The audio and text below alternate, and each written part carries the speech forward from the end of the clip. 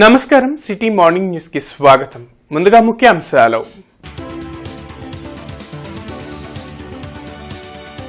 వ్యవసాయ శాఖపై సీఎం చంద్రబాబు సమీక్ష. యూరియాను black market చేస్తే కఠిన చర్యలు తప్పవని హెచ్చరిక.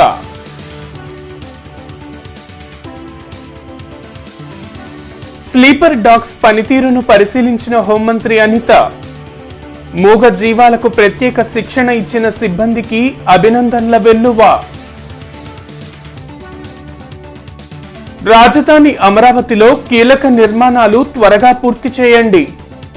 సిఆర్డీఏ సమావేశంలో అధికారులను ఆదేశించిన సీఎం చంద్రబాబు. సిఆర్డీఏ భవన నిర్మాణాలను పరిశీలించిన మంత్రి నారాయణ.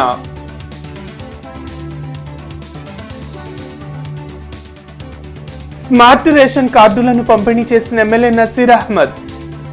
పేదల అభివృద్ధి కూటమి ప్రభుత్వ లక్ష్యమని వెల్లడి.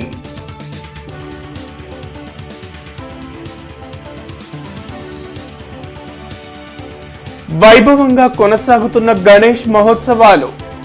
ప్రత్యేక పూజలు జరిపిన భక్తులు.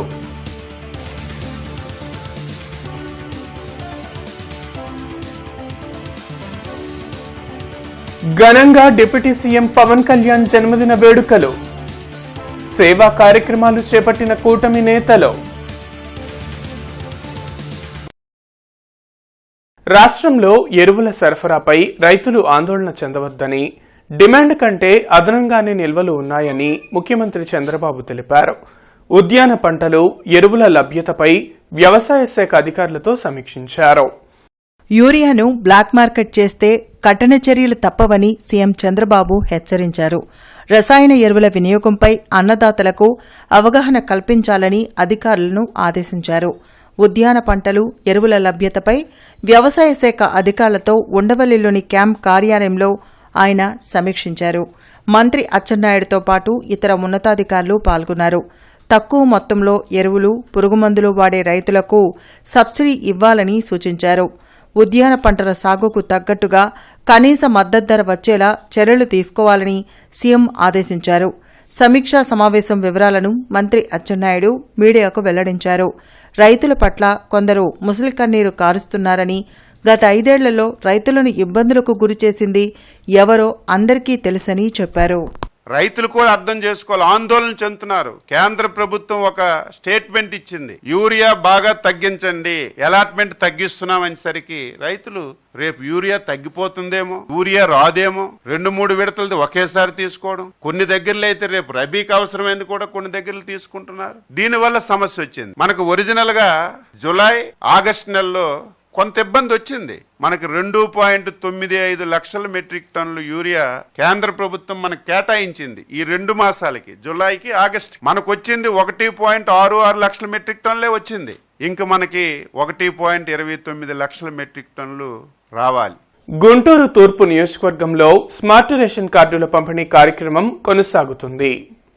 ఎమ్మెల్యే నసీర్తో పాటు టీడీపీ నేతలు చిట్టిబాబు, ఇతర నాయకులు పాల్గొని లబ్దిదారులకు స్మార్ట్ రేషన్ కార్డులను అందించారు.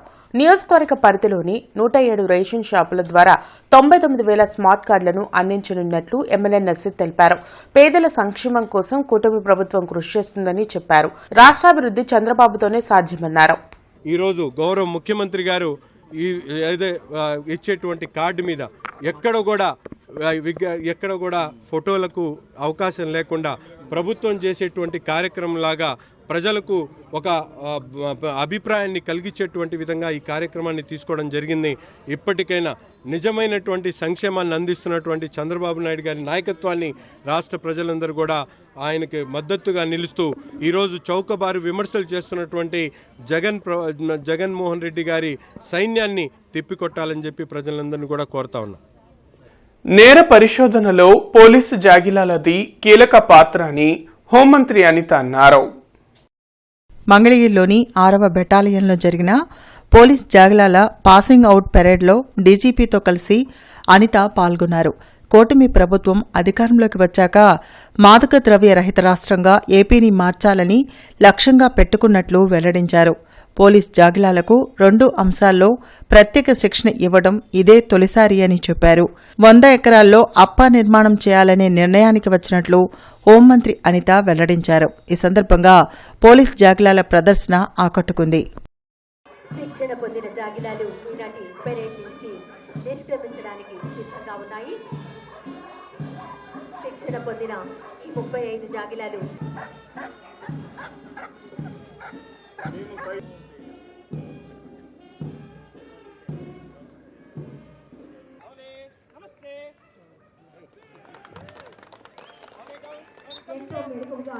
అన్ని నోరు ఉన్న మనం ఒక మనిషినే కంట్రోల్ చేయాలంటే చాలా కష్టపడే పరిస్థితి నుంచి నోరు లేని మూగజీవాలకి 9 months ట్రైనింగ్ ఇవ్వటం, వాటిని మన భద్రత విషయంలో వాళ్ళందరినీ కూడా పాలు పంచుకునే అవకాశాలు కల్పించడం నిజంగా చెప్పాలంటే ఒక పెద్ద బిగ్ టాస్క్.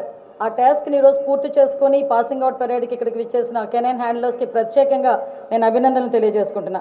మీ అందరికీ తెలుసు మన ప్రభుత్వ లక్ష్యం, ఎందుకంటే లాస్ట్ టైం నుంచి మనం ఇక్కడ గవర్నమెంట్లోకి ఎన్డీఏ కూటమి అధికారంలోకి వచ్చిన తర్వాత పెద్ద టాస్క్, అదేవిధంగా పెద్ద ఛాలెంజ్ ఏంటంటే యువత ముఖ్యంగా ఈ భవిష్యత్తు నాశనం చేసుకునే పరిస్థితి, మాదక ద్రవ్యాలకు అలవాటు పడిపోయి యువత భవిష్యత్తు నాశనం చేసుకునే పరిస్థితి నుంచి ఈరోజు మాదక ద్రవ్య రహిత ఆంధ్రప్రదేశ్గా ఒక లక్ష్యం పెట్టుకొని ఆ లక్ష్య సాధన దిశగా ఈరోజు అడుగులు ముందుకేసే పరిస్థితి.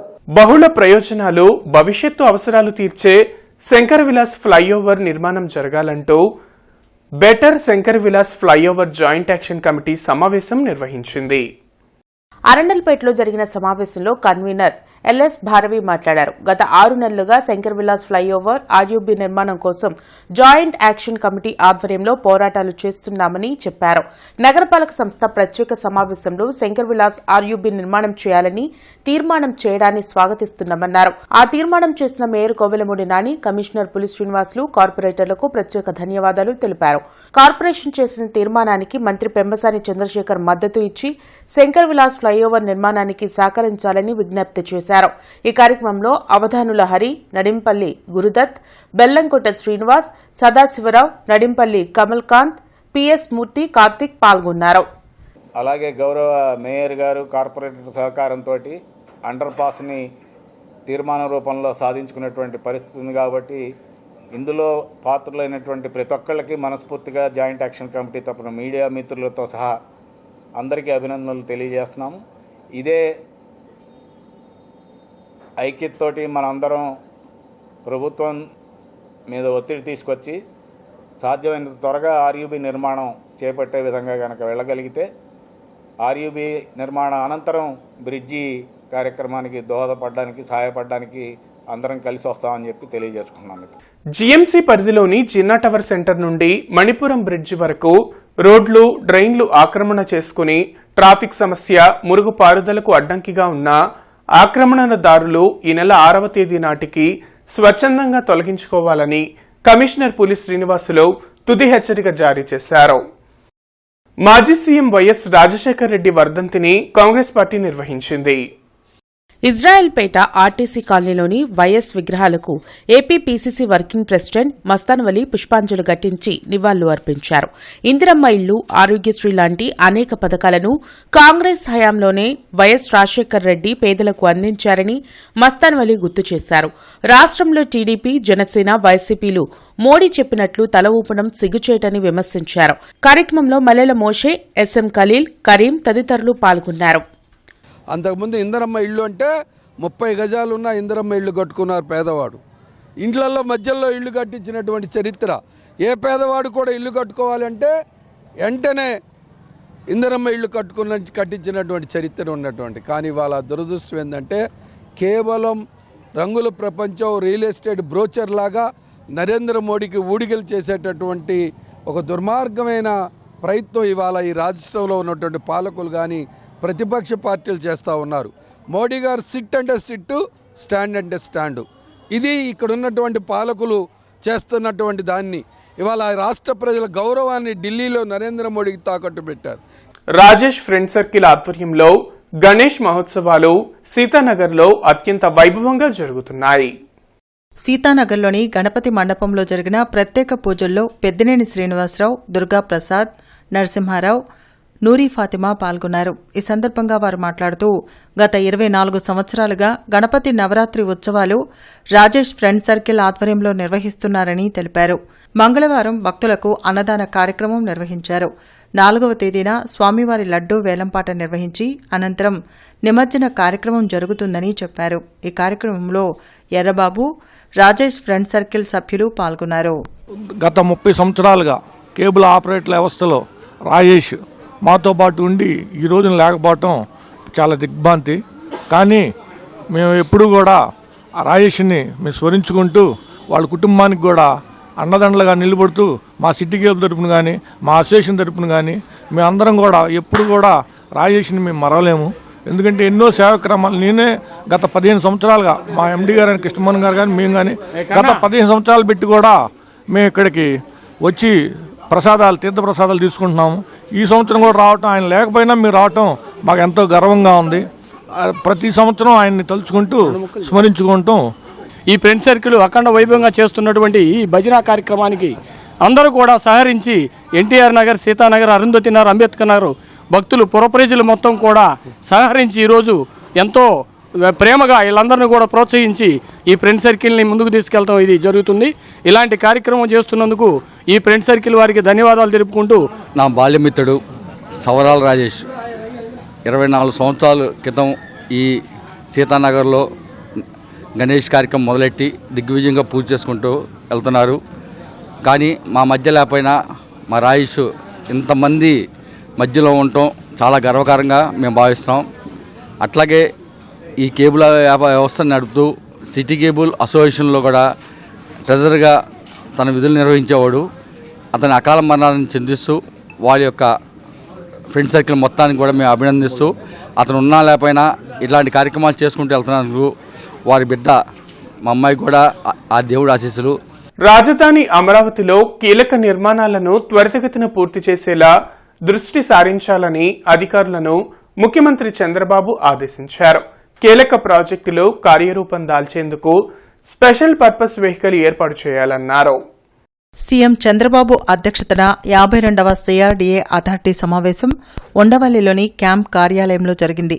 మంత్రి నారాయణతో పాటు ఇతర ఉన్నతాధికారులు పాల్గొన్నారు. 7 అంశాలపై చర్చించి ఆమోదం తెలిపారు. గ్రీన్ఫీల్డ్ ఎయిర్పోర్ట్, ఎన్టీఆర్ విగ్రహం ఏర్పాటు, smart industries, iconic bridge, sports city, river front, ropeway వంటి ప్రాజెక్టుల కోసం ఎన్పీవీని ఏర్పాటు చేయాలని సమావేశంలో నిర్ణయించారు. రాజధాని అమరావతిలో అర్బన్ డిజైన్లు, ఆర్కిటెక్చర్ గైడ్లైన్స్కి సంబంధించి నోటిఫికేషన్ జారీకి అథారిటీ గ్రీన్ సిగ్నల్ ఇచ్చింది. CRDA అథారిటీ సమావేశంలో తీసుకున్న నిర్ణయాలను మంత్రి నారాయణ మీడియాకు వెల్లడించారు. Urban design and architectural guidelines regulation సంబంధించి నోటిఫికేషన్ ఇవ్వడానికి, ఏదైనా ఒక సిటీ కట్టేటప్పుడు ఆ సిటీలో కొంత అర్బన్ డిజైను వీటన్నిటికి సంబంధించి రూల్స్ అండ్ రెగ్యులేషన్స్ ఫ్రేమ్ చేశారు. అది ఎక్స్పర్ట్స్ దగ్గర దాన్ని నోటిఫై చేసి పబ్లిక్ యొక్క ఫీడ్బ్యాక్ తీసుకొని వాటిని ఫైనలైజ్ చేయడం కోసంగా దానికోసం ఈరోజు అథారిటీలో పెట్టడం జరిగింది. వాళ్ళు వెంటనే దాన్ని నోటిఫై చేసి పబ్లిక్ యొక్క ఫీడ్బ్యాక్ తీసుకోమని ఇన్స్ట్రక్షన్స్ ఇచ్చారు. అదేవిధంగా ఈ కన్వెన్షన్ సెంటర్స్ ఏదైతే హోటల్స్, 5 స్టార్ హోటల్స్ వాళ్ళు మేము కూడా కన్వెన్షన్స్ పెడతామన్నారు. అయితే దానికి వాళ్ళకి ల్యాండ్ ఇవ్వాలంటే దాన్ని QBS టర్మ్స్ దాని కింద చేయడానికి యాక్చువల్గా అథారిటీకి అనుమతి ఇచ్చారు. శ్రీ బాలగణపతి మిత్రమండలి ఆధ్వర్యంలో కొరటపాడు 2వ లైన్లో గణేష్ మహోత్సవాలు జరుగుతున్నాయి. గత 5 సంవత్సరాలుగా గణపతి నవరాత్రులు కొరటిపాడులో నిర్వహిస్తున్నారు. ప్రతిరోజు గణపతికి ఉదయం, సాయంత్రం విశేష పూజలు జరుగుతున్నాయి. బుధవారం గణనాథునికి నిమజ్జన కార్యక్రమం నిర్వహించనున్నారు. జనసేన అధినేత డిప్యూటీ సీఎం పవన్ కళ్యాణ్ జన్మదిన వేడుకలు డాక్టర్ నిమ్మల శేషయ్య ఆసుపత్రిలో ఘనంగా నిర్వహించారు. డిప్యూటీ సీఎం పవన్ కళ్యాణ్ పుట్టినరోజు వేడుకల్లో డాక్టర్ రాయపాటి శ్రీనివాస్, డాక్టర్ నిమ్మల శేషయ్య పాల్గొన్నారు. ఈ సందర్భంగా వారు మాట్లాడుతూ పవన్ కళ్యాణ్ కులాలకు అతీతమైన వ్యక్తిని కొనియాడారు. టీడీపీ తరపున పవన్ కళ్యాణ్ కు పుట్టినరోజు శుభాకాంక్షలు తెలిపారు. అనంతరం కేక్ కట్ చేసి పేదలకు పళ్లు పంపిణీ చేశారు. ఈ కార్యక్రమంలో గోపి, జిలానీ, శేషయ్య మిత్రమండలి సభ్యులు పాల్గొన్నారు. ఆంధ్రప్రదేశ్లో మళ్లీ రాజన్న రాజ్యాన్ని తీసుకువచ్చేందుకు సమిష్టిగా పనిచేస్తామని మాజీ మంత్రి అంబటి రాంబాబు అన్నారు.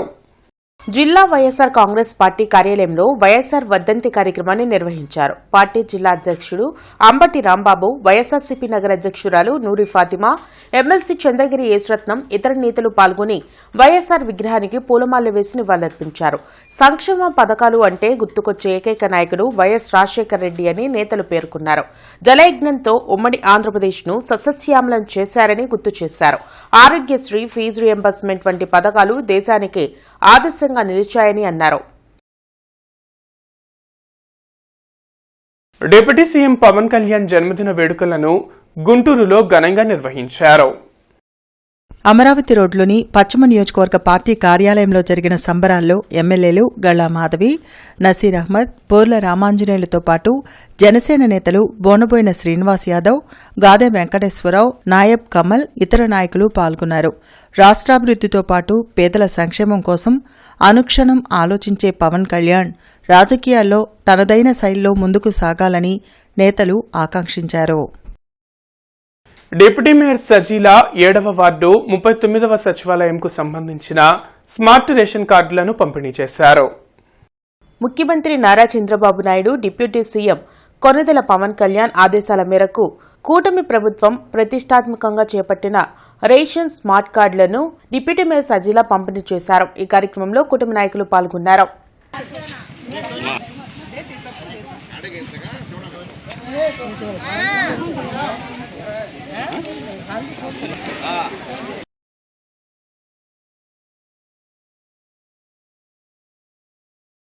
కేఫ్లై యూత్ ఆధ్వర్యంలో గణేష్ మహోత్సవాలు ఘనంగా జరుగుతున్నాయి.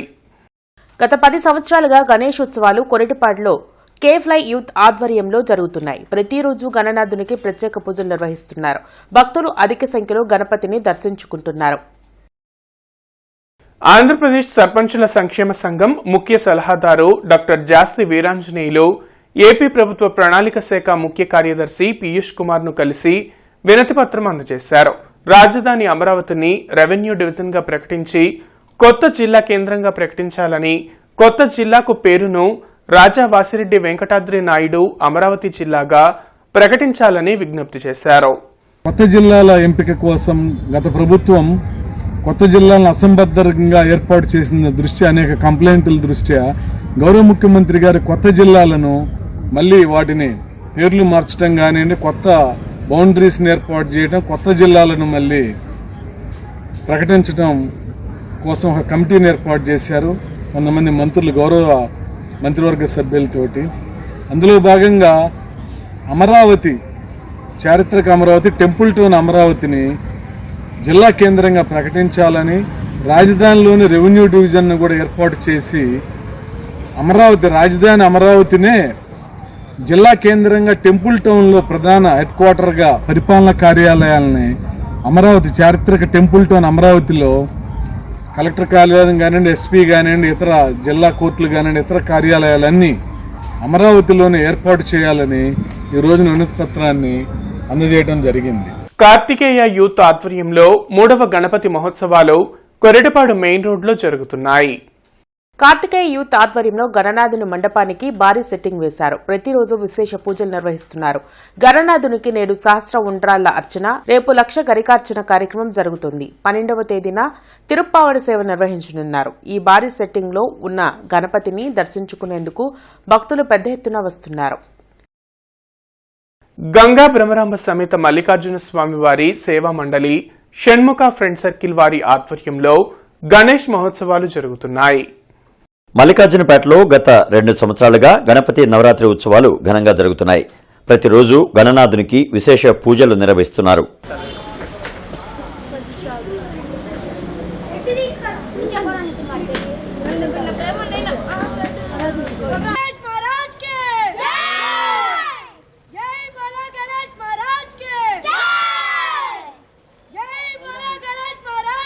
Shri Sai Ganesh friend circle youth ఆధ్వర్యంలో గణపతి నవరాత్రి ఉత్సవాలు వైభవంగా జరుగుతున్నాయి. భారతపేట 3వ లైన్లో గత 17 సంవత్సరాలుగా గణపతి నవరాత్రులు నిర్వహిస్తున్నామని కమిటీ సభ్యులు సాయి వెల్లడించారు. 9 రోజుల పాటు గణనాథునికి విశేష పూజలు నిర్వహిస్తున్నామన్నారు. గురువారం ప్రత్యేక పూజల అనంతరం స్వామివారి నిమజ్జన కార్యక్రమం జరుగుతుందని, ప్రతి ఒక్కరూ పాల్గొని జయప్రదం చేయాలని కోరారు. ఈ కార్యక్రమంలో కట్లగుంట శివయ్య, బొమ్మిన భారతి, వేర్ల సాయి, కృష్ణ, తిరుమలరావు, సాయి లీలా తదితరులు పాల్గొన్నారు. శ్రీ సాయి గణేష్ ఫ్రెండ్స్ సర్కిల్ ఆధ్వర్యంలో 17వ గణపతి మహోత్సవాలు పురస్కరించుకొని ఈరోజు గొప్ప అన్నదానం జరుగుతుంది. ఇది 17వ సంవత్సరం జరుపుతున్నాము.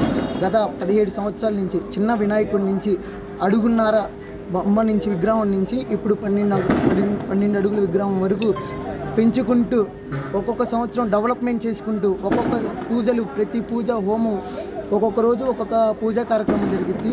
ఒకరోజు గరిక పూజ జరిగిద్ది, ఒకరోజు ఉండ్రాల పూజ జరిగిద్ది, ఒకరోజు కళ్యాణం వినాయకుడికి సిద్ధి బుద్ధి కళ్యాణం జరుగుతుంది, ఒకరోజు మహాగణపతి చండీ హోమం జరుగుతుంది, ఒకరోజు వచ్చేసేసి అన్నదానం జరిగిద్ది. 9 రోజులు 9 విశిష్ట పూజలు జరుగుతాయి.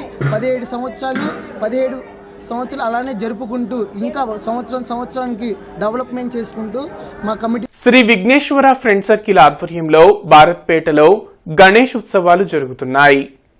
గత 19 సంవత్సరాలుగా భారతపేటలో గణపతి నవరాత్రి ఉత్సవాలు జరుగుతున్నాయి. గురువారం రోజున భక్తులకు అన్న సంతర్పణ కార్యక్రమం జరుగుతుంది. తదుపరి శనివారం రోజు గణనాథుని నిమజ్జన కార్యక్రమం జరుగుతుంది. గుంటూరు తూర్పు నియోజకవర్గంలో నిర్వహించిన వైఎస్ఆర్ వర్ధంతి కార్యక్రమాల్లో వైసీపీ నగర అధ్యక్షురాలు నూరి ఫాతిమా పాల్గొన్నారు. వైఎస్ చిత్రపటానికి పూలమాలలు వేసి ఘన నివాళులు అర్పించారు. పేదల గుండెల్లో తన సంక్షేమ పథకాల ద్వారా వైఎస్ఆర్ చెరగని ముద్ర వేసుకున్నారని ఆమె తెలిపారు. కార్యక్రమంలో జబీరా, సలీం, ఇతర వైసీపీ నాయకులు పాల్గొన్నారు.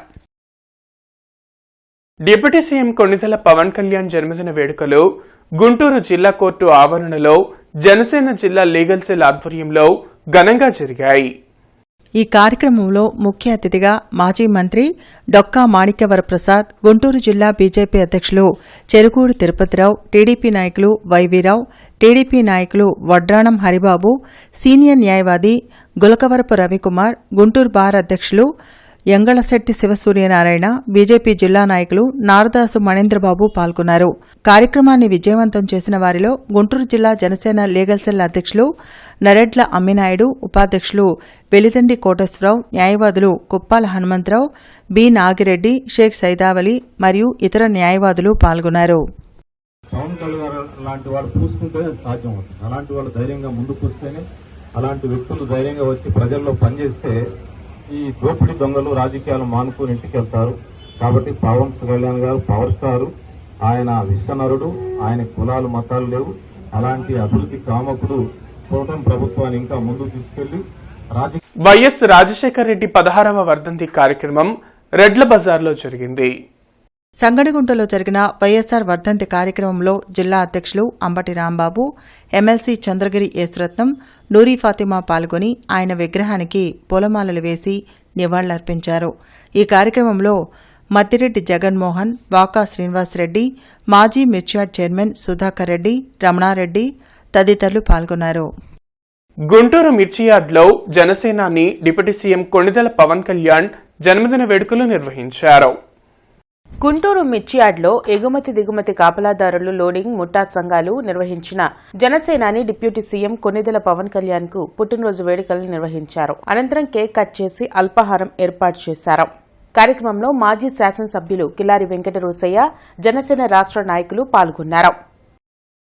సెప్టెంబర్ 5న ఏపీఐడీసీ చైర్మన్ డేగల ప్రభాకర్ జన్మదినోత్సవాన్ని పురస్కరించుకుని డేగల యూత్ సునీల్ హనీఫ్ ఆధ్వర్యంలో ముందస్తు జన్మదిన వారోత్సవాలను ఘనంగా నిర్వహించారు. ఎత్తురోడ్లోని మస్తానివల్లి బాబా దర్గాలో ప్రత్యేక ప్రార్థనలు నిర్వహించారు. ఈ కార్యక్రమానికి తెలుగుదేశం పార్టీ జిల్లా కార్యదర్శి ఎర్రగోపు నాగేశ్వరరావు, బొక్కెసిం శివరాం, జనసేన నాయకులు రాగం సదాశివరావు హాజరయ్యారు. ఈ సందర్భంగా వారు మాట్లాడుతూ ప్రభాకర్ జన్మదిన వారోత్సవాల్లో భాగంగా అనేక సేవా కార్యక్రమాలను డేగల్ యూత్ చేపట్టడం అభినందనీయమన్నారు. డేగల్ ప్రభాకర్ను ఆదర్శంగా తీసుకుని డేగల యూత్ కూడా ఇలాంటి మంచి సేవా కార్యక్రమాలు నిర్వహించడం అభినందనీయమన్నారు. డేగల ప్రభాకర్ రానున్న రోజుల్లో మంచి పదవులను అలంకరించాలని వారు ఆ దేవుణ్ణి ప్రార్థించినట్లు తెలిపారు.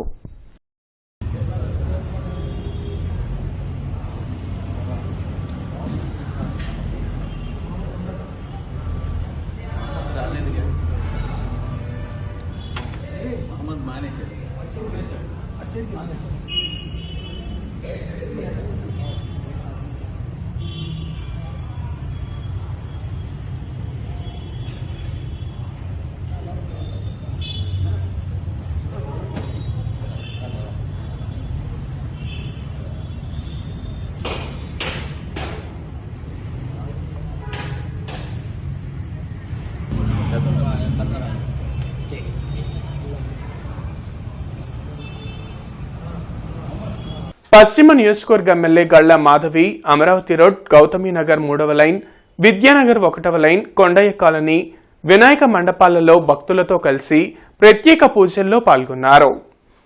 ఈ సందర్భంగా ఎమ్మెల్యే గళ్ల మాధవి మాట్లాడుతూ గణేష్ చతుర్థి పండుగలు మత సామరస్యం, ఐక్యతకు ప్రతీకని, ప్రతి ఒక్కరూ శాంతి సౌభ్రాతృత్వంతో ముందుకు సాగాలని ఆమె పిలుపునిచ్చారు.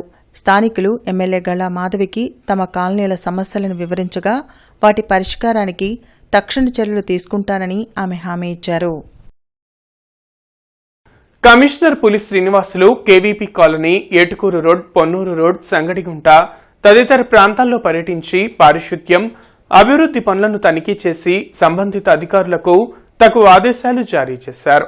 ఈ సందర్భంగా కమిషనర్ మాట్లాడుతూ నగరంలో అంతర్గత డ్రైన్ల శుభ్రంపై ప్రజా ఆరోగ్య అధికారులు, కార్మికులు దృష్టి సారించాలని, వ్యర్థాలు డ్రైన్లో వేసే వారిపై భారీ అపరాధ రుసుం విధించాలని స్పష్టం చేశారు. విద్యుత్ మరమ్మతుల నిమిత్తం ఈరోజు ఉదయం 6 గంటల నుంచి 10 గంటల వరకు Nandivelugu road, Vinobanagar, Zakir Hussain Nagar, L B Nagar, Christianpeta, Kondaiah colony, B R stadium, Ankamma తల్లి గుడి, ఆంజనేయ స్వామి టెంపుల్, బావోజీ మఠం, అల్లీనగర్ ఏరియాలలో విద్యుత్ సరఫరాలలో అంతరాయం కలుగుతుందని డీఈఈ పిహెచ్ ఖాన్ తెలిపారు. కావున వినియోగదారులు సహకరించాలని కోరారు. పల్నాడు బస్టాండు దగ్గరలోని అన్నా క్యాంటీన్ను కమిషనర్ పులి శ్రీనివాసులు పరిశీలించి ఆహారం తీసుకుంటున్న వారితో మాట్లాడి సిబ్బందికి తగు ఆదేశాలు జారీ చేశారు. అన్నా క్యాంటీన్ పరిసరాల్లో మొక్కలు పెంచాలని, క్యాంటీన్లలో పరిశుభ్రతకు అధిక ప్రాధాన్యతను ఇవ్వాలని అక్షయ పాత్ర సిబ్బందిని ఆదేశించారు. సిటీ న్యూస్ సమాప్తం. నమస్కారం.